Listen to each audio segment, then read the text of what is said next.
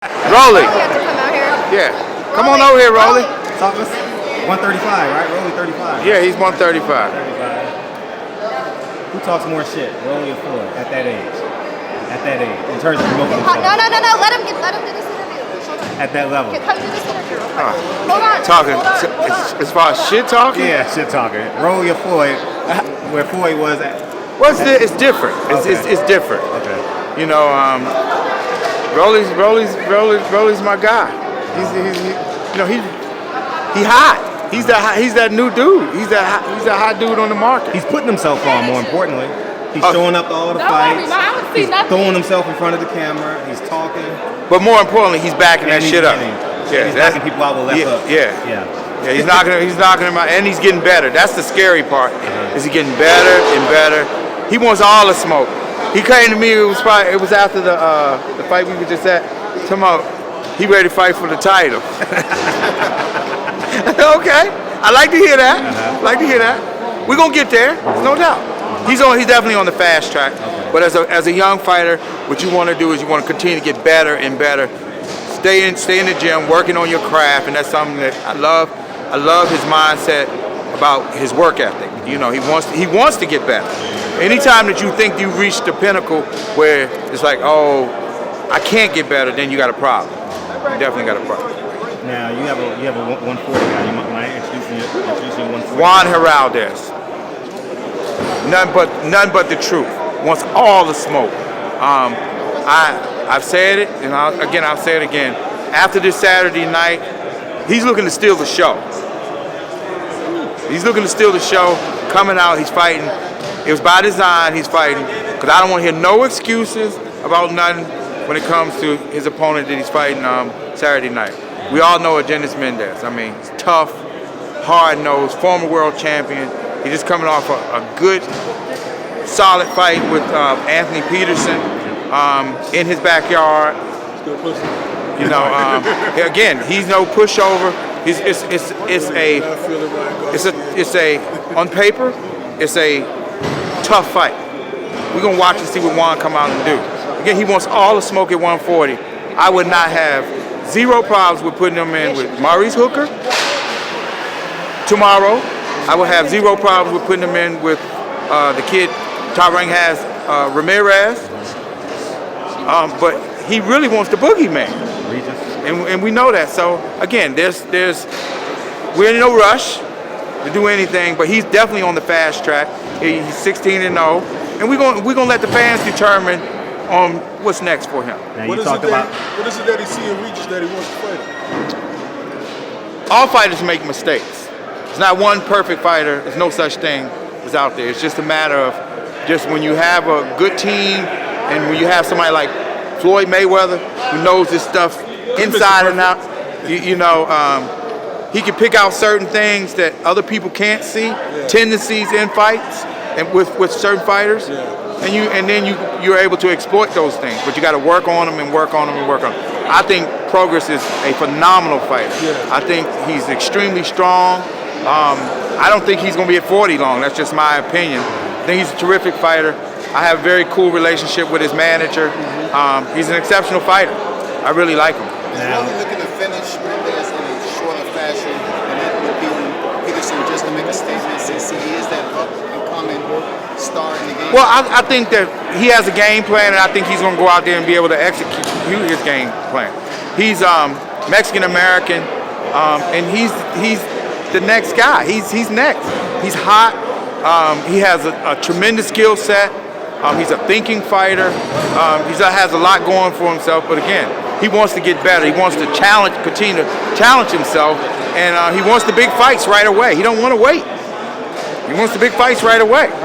Now, Tank's had a target on his back the past couple of weeks. Have you seen on Instagram, Twitter? The co-main event, I actually called him out last week. I did a 10-minute interview with Gary Russell. He said when he goes up to 130, Gary Russell wants Tank Davis.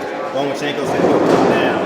Devin Farmer said he'll fight. Leo Santa Cruz said he'll go up to 126. Well, that's what happens when you're one of the biggest stars already in the entire sport. I mean, everybody wants to fight you. That's a great thing. There's nothing wrong with it. With that, we all know what I think about Gervonta Davis. Gervonta wants to fight all of these fighters. But first things first, he has Amando on July 27th, and you can't overlook things of that nature. You can't overlook any fighter that's out there in the sport. We've seen that so many times what happens with fighters when they get to looking past what's in front of them, they never get to that point. They never ever get to that point. And so it's just a matter of just continue to keep him focused. He's very engaged with social media and those kind of things. And hey, that is one of the things that has built him and made him become the young rising star in the sport. First things first, we got that in July, and then we're going to bring him back in the fall. And the objective is that we want to unify. We want to unify. That's the number one objective. So we'll make an attempt to try to go do that with any of the guys that we talk. We know who the champions are, and then obviously you just mentioned there's Santa Cruz that wants to fight Gary Russell. We're going to make the biggest fight out there for Tank Davis. I'm not really concerned about what other fighters think, what they got to say, and this, because there's no such thing as fighters being scary and scared. Tank's a world champion. He wants all that smoke. But again, we're going to make the biggest fight out there and the biggest fights out there for Gervonta. And we're going to determine that. And that'll be Floyd, Leonard, and Al, and Gervonta. Eddie has mentioned that he's more willing to do a one-off to fight on Showtime with the 7th Farm and Tank Davis. Does that make the negotiation process a little bit better? Or no, it's you guys? Eddie Hearn has a fight left with Tevin Farmer, so he's got to figure out his stuff with his business with his fighters. I'm not really, no disrespect, but I'm not really concerned what Eddie has to say, because Eddie Hearn has no say-so in what goes on in Gervonta Davis's career.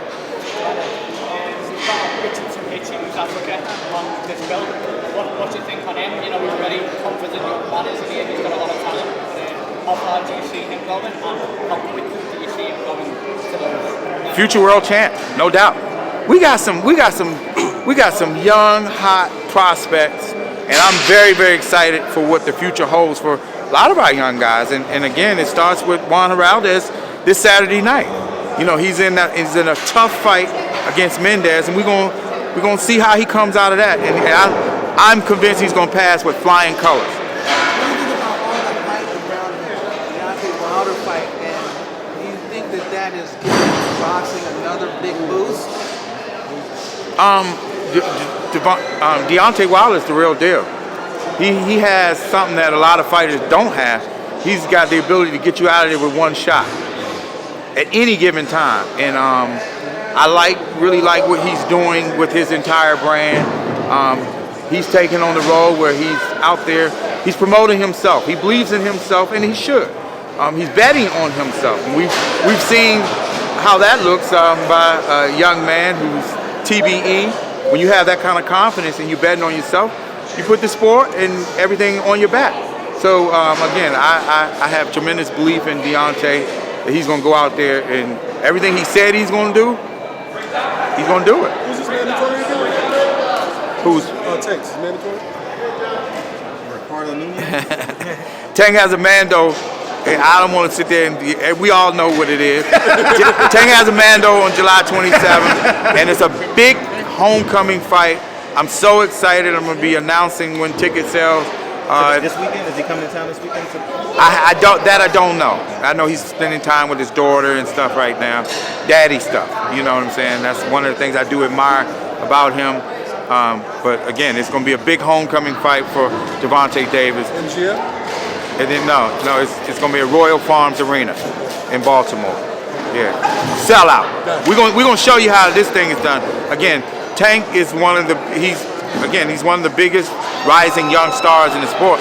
But he's also a box office attraction. He's a ticket seller.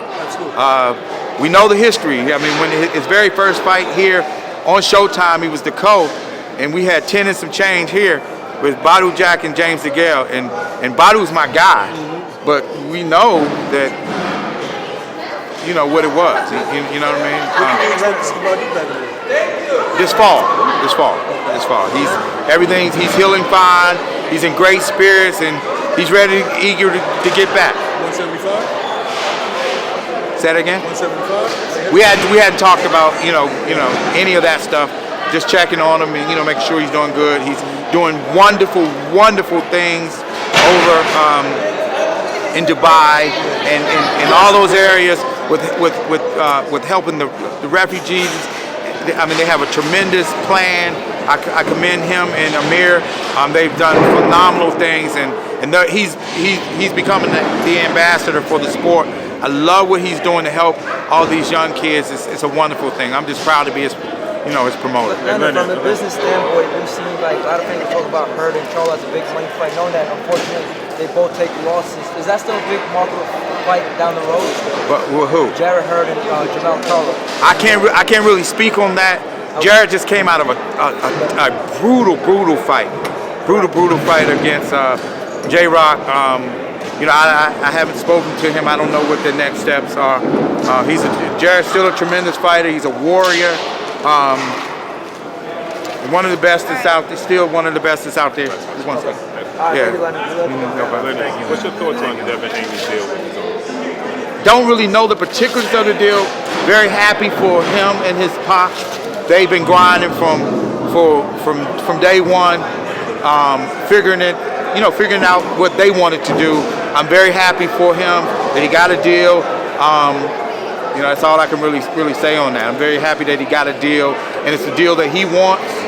He's a terrific fighter. Expect big things from him in the future, but love to work with him in the future. I noticed Mayweather promotions on everything this year. Was there an increase of things that you've done this year? Or you've been seeing it. Absolutely. We everywhere, and we just getting started.